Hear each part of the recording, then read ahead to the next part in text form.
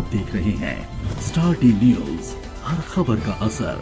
नमस्कार, आप देख रहे हैं स्टार टी न्यूज़ में संतोष भारती। आज पुनः उपस्थित हो पुंदाग थाना क्षेत्र में, जहां पर आपने कल देखा था कि यहां पर लगातार लॉकडाउन के तहत प्रशासन द्वारा, यहां के थाना प्रभारी के द्वारा लगातार जांच पड़ताल और जो जितने भी व्यक्ति निकल रहे हैं उनकी जांच पड़ताल किया जा रहा था। वहीं आज यह भी देखा जा रहा है कि थाना प्रांगण में कि यहाँ के जो प्रभारी हैं उनके द्वारा यहाँ पे का भोजन वितरण किया जा रहा है।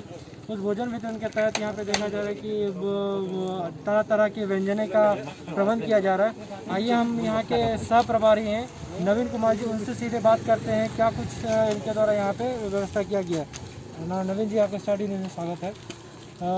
सर, यहाँ देखा जा रहा है कि चावल, दाल और सब्जी वितरण किया जा रहा है, जहाँ पर हम देख रहे हैं पूरे रांची में कि ज़्यादातर थाना में जहाँ पे हम गए वहाँ पे खिचड़ी का वितरण किया जा रहा है। आपके द्वारा क्या कुछ यहाँ पे व्यवस्था है? जैसा कि आप सभी जान रहे हैं, आज हमारा देश कोरोना नाम की महामारी से ग्रस्त है और इस महामारी से बचने का फिलहाल सिर्फ एक ही तरीका है और एक ही रास्ता है, जो कि हमारे माननीय प्रधानमंत्री श्री नरेंद्र मोदी जी ने कहा कि लॉकडाउन के नियमों का पालन करें, अपने घरों में बने रहें, बेवजह से एक दूसरे के संपर्क में ना आए। अगर हम लॉकडाउन के नियमों का पालन करते हैं, एक दूसरे से सोशल डिस्टेंसिंग बना के रखते हैं, तो इस प्रकार हम कुछ दिनों में कोरोना नाम की बीमारी को अपने देश से जड़ से ख़त्म कर सकते हैं।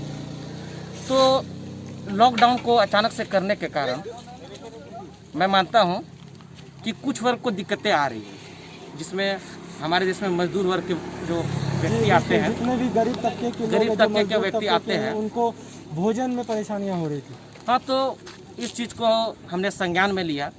हमारे पुंदाग थाना प्रभारी के द्वारा संज्ञान में लिया गया कि हमारे पुंदाग क्षेत्र में और इसके आसपास के सटे हुए क्षेत्र में जो रिक्शा चालक हैं, मजदूर हैं और जो मजदूर बाहर से आकर, दूसरे राज्यों से आकर यहाँ पे मजदूरी कर रहे थे, उन्हें खाने का संसाधन बिल्कुल नहीं है। तो इस चीज़ को ध्यान में रखकर हमने एक मुहिम चलाया कि थाना किचन के नाम से हर एक मजदूर, हर एक नीचे से नीचे तबके के मजदूर एक भी दिन भूखे न रहने दिया जाए और अपने तरफ से अपने आसपास के गणमान्य व्यक्तियों के द्वारा उनकी मदद से 2 टाइम का भोजन की व्यवस्था हम करा रहे हैं और यह भोजन करीबन हम 15-16 दिनों से चला रहे हैं, आप देख सकते हैं।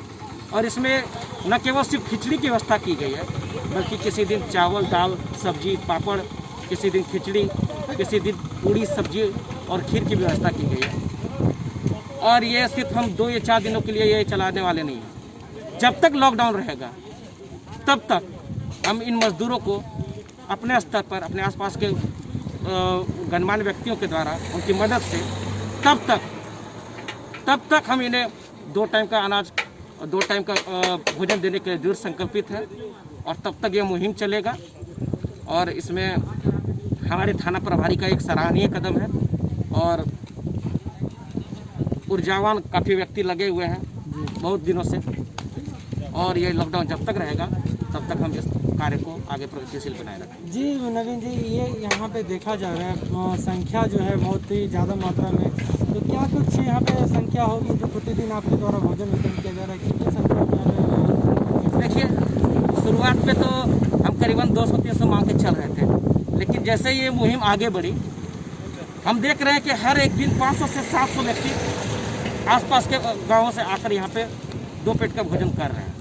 और इसमें एक चीज़ ध्यान रखने वाली बात है कि हम सोशल डिस्टेंसिंग के नियमों का गंभीरता से पालन करा रहे हैं और ये सभी हर एक व्यक्ति जो मास्क का प्रयोग नहीं कर सकते, वो अपने द्वारा रखे हुए वस्तुओं के द्वारा ही अपने नाक को ढक कर, दूरी बनाकर, अपने हाथों को सैनिटाइज करके रखें ताकि ये कोरोना से ग्रसित ना हो सके। इस चीज़ का हम लोग काफ़ी ध्यान रखे हैं। और खाना खाने के जस्ट बाद कल का कुछ ऐसा मामला देखा गया था हमारे कुछ युवा मजदूर थे जो हर तरीके की लॉकडाउन है, उनके पास पैसे नहीं, उनके पास खाने को पैसे नहीं है, रहने को पैसे नहीं है, तो उन लोगों के लिए आपके थाना क्षेत्र के प्रशासन द्वारा क्या कुछ किया जा रहा है?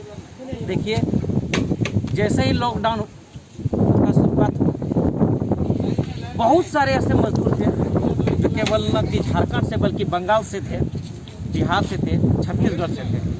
तो लॉकडाउन हो जाने के कारण वो अचानक से यहाँ पे फंस गए और अपने आप को लाचार महसूस कर रहे हैं, क्योंकि बिना काम के कोई किसी को पैसे नहीं देता।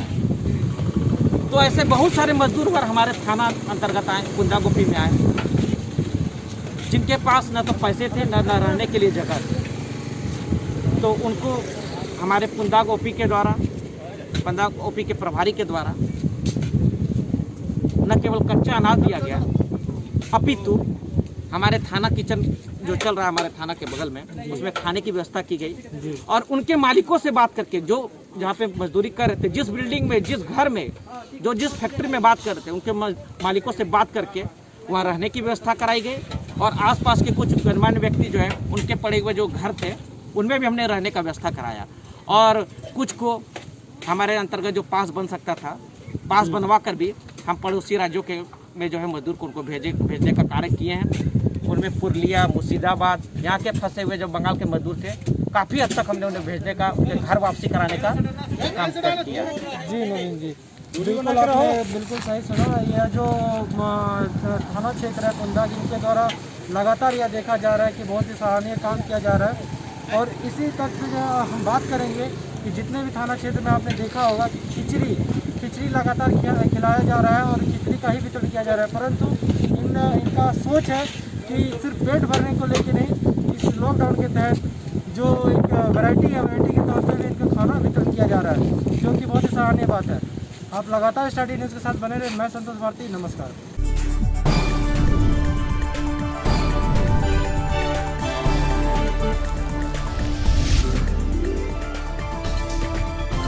आप देख रहे हैं स्टार टी न्यूज़, हर खबर का असर।